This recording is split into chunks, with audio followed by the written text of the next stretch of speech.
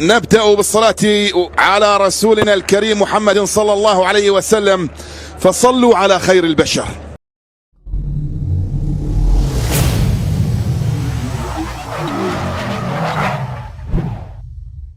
إسلام صادق يؤكد الزمالك أضاع ملايين كثيرة في تلك الصفقة.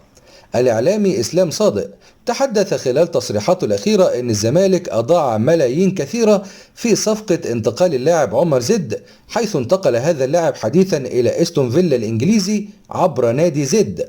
وكشف إسلام صادق خلال تصريحاته أن الزمالك باع اللاعب إلى نادي زد مقابل 3 مليون جنيه فقط، بينما نادي زد باع اللاعب إلى استون فيلا الإنجليزي بمبلغ 7 مليون استرليني، يعني 340 مليون جنيه، مؤكدا أن الزمالك أضاع ملايين كثيرة على نفسه بالتسرع بالاستغناء عن اللاعب دون تقدير موهبته وإمكانياته في المستقبل، مؤكدا أن هناك الكثير من المدربين حذروا النادي من التفريط في اللاعب، من بينهم محمد حلمي، ولكن تم تجاهل طلبه.